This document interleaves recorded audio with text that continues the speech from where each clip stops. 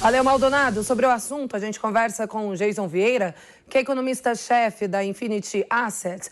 Jason, boa tarde. Seja bem-vindo ao Jovem Pan Agora. Boa tarde. Bom, vamos lá. O presidente Bolsonaro estimou um aumento de 50% neste novo benefício. Como que isso pode impactar nos cofres públicos? O orçamento permite este aumento? Do modo que está desenhado agora, permitir até permite, de certa maneira, mas obviamente isso gera um aperto fiscal muito grande. A questão de se permitir, na verdade, ela é técnica, porque nós temos diferenciais de inflação que podem permitir uma extrapolação do gasto no próximo ano e até parte do gasto neste ano. A arrecadação melhorou, mas isso não significa que nós temos que ficar numa situação fiscal difícil por conta de uma premissa populista. Há necessidade de se manter o estímulo, há necessidade de se melhorar parte dos estímulos, mas obviamente você precisa, toda vez que há um aumento de gastos, precisa haver uma contrapartida com aumento de arrecadação e não necessariamente nos moldes que estão acontecendo agora. Precisa haver a previsão orçamentária desse aumento de arrecadação. E esse é um dos maiores problemas. É sempre a coisa muito se aproximando do teto dos gastos e mantendo o país, ou até mesmo ultrapassando o teto dos gastos, mantendo o país ali dentro de um espectro fiscal muito perigoso, muito próximo daquilo que não é saudável. E certamente acredito que isso influencia no mercado financeiro. Sim, todo o contexto que nós temos desde meados de maio, quando nós atingimos um dólar inferior ali, seguindo uma tendência internacional e também uma tendência local, mas um dólar que chegou a romper os R$5, indo ali para a faixa de R$4,91, ele vinha da premissa, primeiro, de uma elevação de juros, que competindo com pares internacionais, o Brasil ganhou uma vantagem comparativa, o próprio processo de aperto monetário, ele traz uma elevação da questão cambial, e a partir daquele momento começou-se o burburinho político. E desse burburinho político nós temos influência nas curvas de juros, ou seja, aumenta o prêmio pelas curvas de juros, confluente também com a questão monetária, e obviamente vem o prêmio do câmbio. E aí nós vemos a desvalorização do real, a instabilidade do real frente ao dólar, tendo uma influência muito grande nesse contexto e afetando uma série de ativos e, obviamente, no fim, também afetando a inflação. Bom, essa é uma visão de mercado, uma visão financeira. E para a população, você acredita que essa notícia vai contribuir para resgatar dessa crise provocada pela pandemia?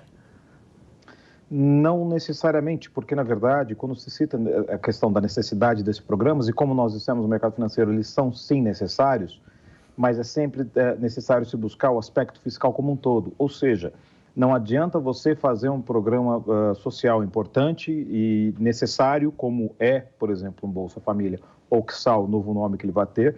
Inclusive, isto é uma premissa de imposto negativo, é uma premissa, apesar das pessoas acharem que não, é uma premissa basicamente econômica liberal, mas, ao mesmo tempo, isso precisa ser feito de maneira responsável. Não adianta só fazer a coisa por fazer e deixar um buraco depois que fica mais caro para a população, porque este buraco ele se converte em inflação, e a inflação, obviamente, atinge primariamente as classes mais baixas, que têm uma renda muito menos disponível, e toda a elevação de preços em alimentos, serviços ou coisa parecida atinge primariamente essa população. Ou seja, aquilo que pode se gerar um benefício se converte no malefício no futuro, dada a irresponsabilidade fiscal.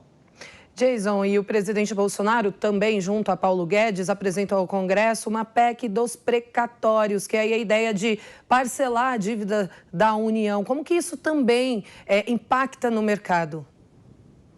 Isso também é outro problema histórico do Brasil relacionado à questão dos precatórios. O precatório, na verdade, é uma nota promissória. O governo está devendo alguma coisa para a população, ele dá uma nota promissória e para um pagamento em certo momento. O problema exatamente vem da desvirtuação e da falta de coordenação entre o que se tem conhecido como no judiciário e aquilo que se tem no orçamento, no tesouro.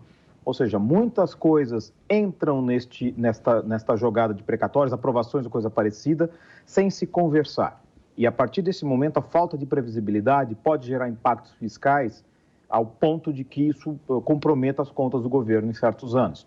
Ou seja, quando você tenta fazer alguma coisa nesse sentido, é no sentido de tentar gerar um nível de previsibilidade.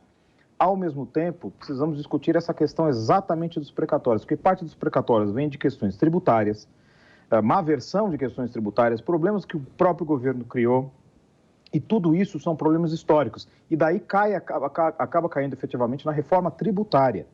que está sendo discutida no Congresso de um arremedo muito ruim, com propostas que não podem ser bem consideradas, e dado o atual contexto, ela precisaria não só de uma conversa mais madura, mas também de uma proposta melhor, porque a proposta que tem nesse momento ela não é uma proposta de reforma tributária, ela é meramente uma proposta de aumento de impostos.